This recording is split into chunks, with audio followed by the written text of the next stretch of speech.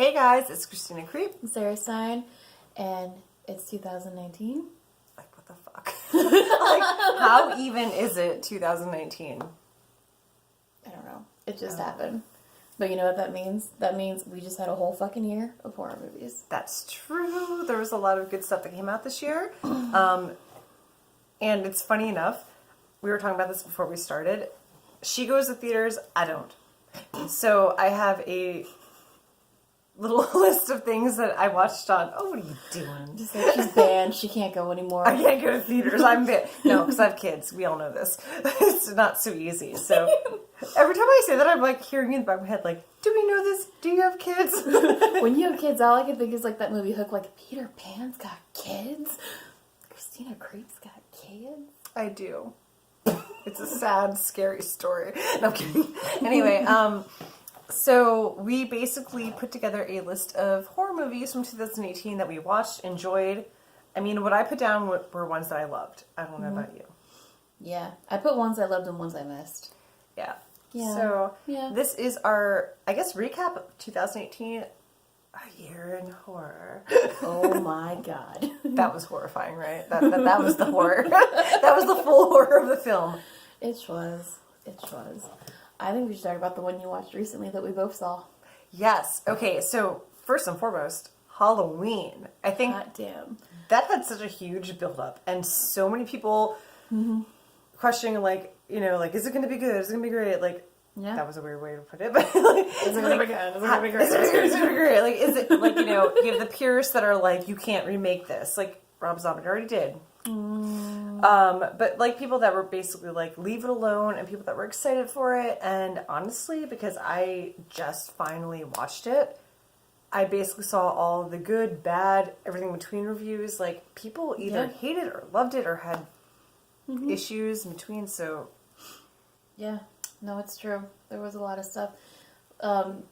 And I feel like I'm going to say this and it's not going to give anything away, but I do like that there were like some subtle nods to the other films that they acted like they bypassed. Like the trick-or-treaters that are wearing the Season of the Witch masks. When we saw that, oh god, that was amazing. And also when we got to see the, I don't want to give anything away. I hate doing this, but there was the one kill where they had the ghost sheet on him, and I was like, bam! Like, I was watching, I was like, fuck yeah! But we all know where that's going. There was some good stuff in it for sure. Yeah, those trick-or-treaters, that was one of my favorite things as far as, like, nods go. Yeah. That was awesome. And we got Jamie Lee Curtis back for the first time since H2O. Yep. So, and I loved H2O. Sorry. So did I. Yeah, we've talked about this before. Oh, for sure. We love H2O, and yes. So, Halloween. I did have a qualm, which I didn't talk to you about. Oh. I saved this one. We talked back and forth, because I definitely mentioned that I was not a huge fan of, not Laurie Strode's, it's her daughter's daughter. Yeah, so Allison. I was not a huge fan of the actress who played Allison. I didn't get a lot of feels from her, and I thought there was a lot of, damn it, things I had in my mind to talk about, I'm like, I can't talk about for people that haven't seen it. Yeah. Like The Woods. It's okay. Spent way too much time there. It's... But, so this is in the beginning of the movie, so I don't feel like it's going to give anything away. It's not going to ruin the movie for anyone by any means. I don't understand for the life of me how podcasters got a hold of the mask. Like, oh, our friends at the FBI or whatever the fuck. No. No one hands over, like, that kind of piece of evidence to a podcaster. I don't care what kind of journalist you are. Like, you're not just going to get a hold of that.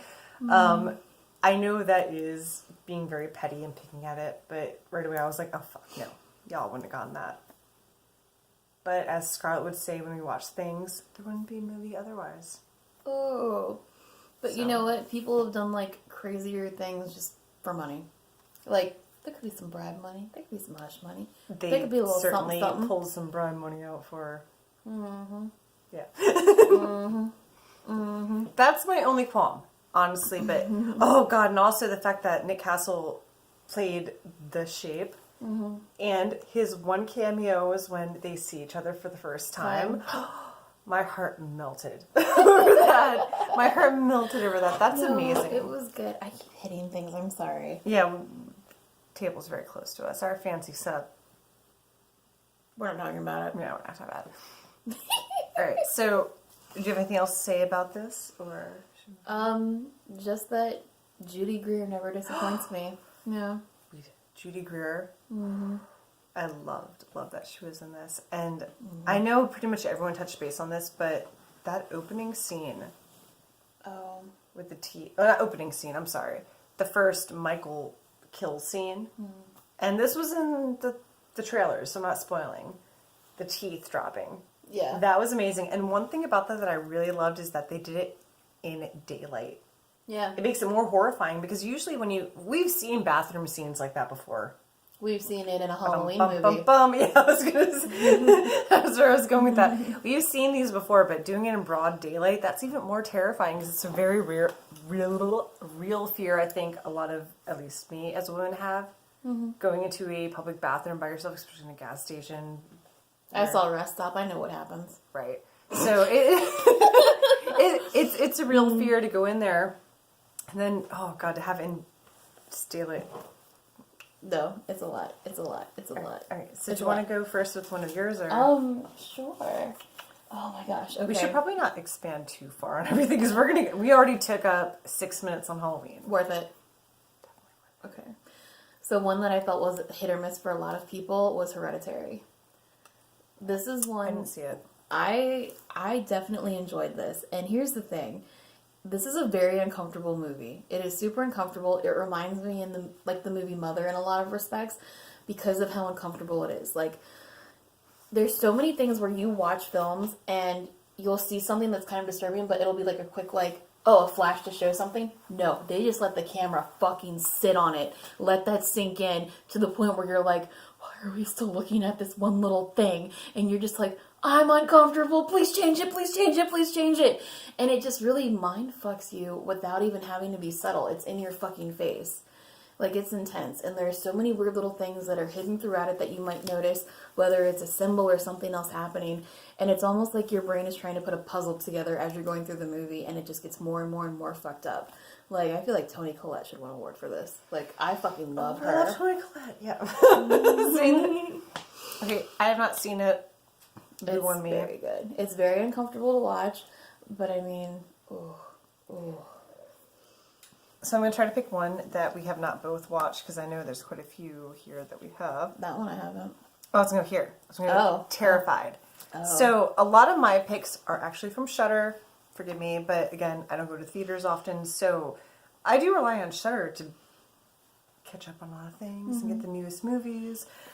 As far as horror goes, obviously. The newest movies. Terrified. Oh my god. So, we've talked about this many, many times. I'm not a huge fan of subtitles because... She's illiterate.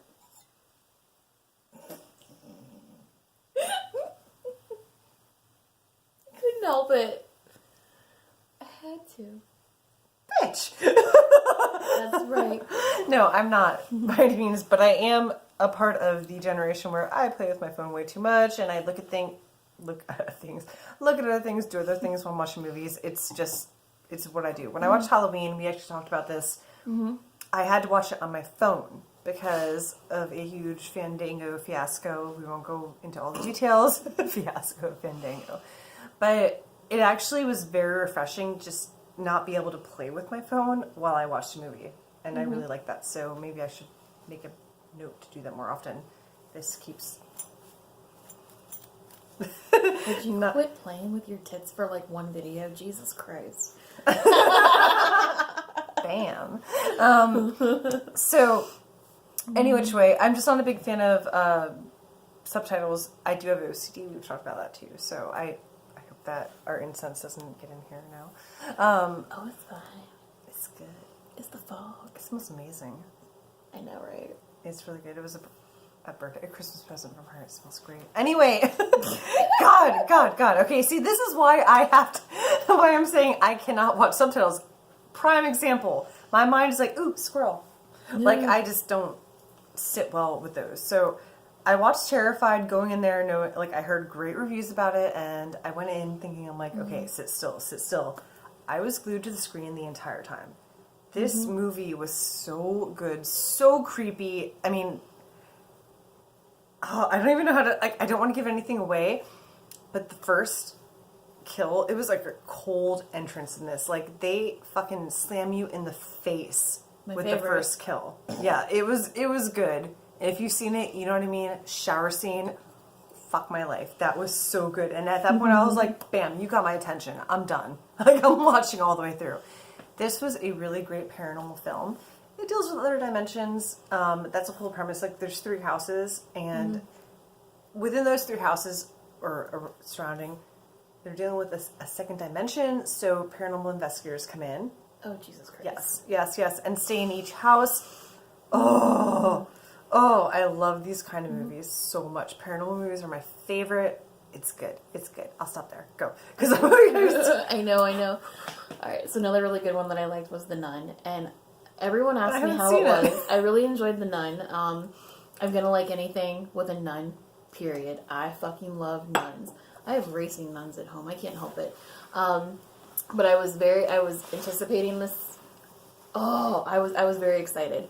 And for a movie that spends so much time in the dark, for something that is so much black and then white because of habits, because of stone and everything, like, even when you watch the trailer, it's a very, like, boring, not bright and poppy, not even bloody looking film. And for something that was just so monotone, it was probably the most beautiful, like, film I've seen this year.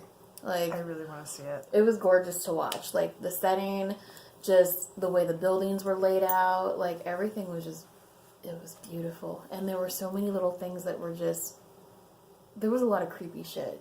I dug it a lot. I don't want to say a lot. I mean, the trailers have been out for so long. It's called The Fucking Nun. Like,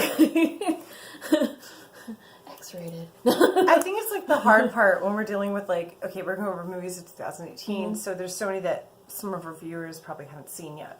So, That's like, okay. not giving things away is kind of difficult. That's okay, but it's beautiful, no matter what they say. Alright, so I'll go to Stillborn. Stillborn was awesome. I mean, again, I don't know, was that a Share exclusive? Maybe, I don't know. It might have been, I'm not entirely sure. Hold your palms. So it was Christy Burke who played Mary, who is the main character. She was the woman who had twins, but one died at birth. Yeah. Now, I have said many times on this channel, I don't like watching any kind of horror films that have to do with kids.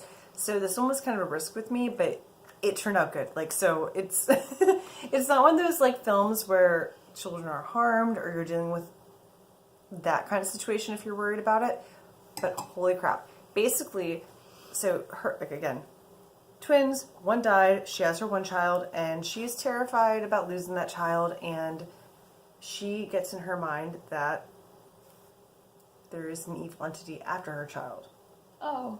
Yes. So you see, it has, like, one of my favorite things where there's the baby monitor, and you see things that you think she's seeing, or she thinks she's seeing, or she might be really seeing. Get where I'm going? Yep. Yeah, it's one of those movies, and it actually is great. But the one thing that stood out to me the most, which is why I wrote her name down, Christy Burke. I fucking love this actress in this. Like, she made me feel all the feels. Like, she really made this movie so fucking phenomenal. Like, if we're gonna talk about women in horror, I know she's not predominantly a horror actress, but holy crap. No, I mean, like, she was just phenomenal. Like, when I'm talking about, like, where in Halloween, the girl that played Allison, where I was like, I don't get anything from it. And here's a girl where you get everything from her performance. Like, it was good. It was very good. Very spooky. Very spooky. There was a lot of those, like, I haven't seen it, but, like, just from, like, kind of like how you're describing it, it almost reminds me, like, in some instances of that movie, The Unborn. Yes. And all I can think in my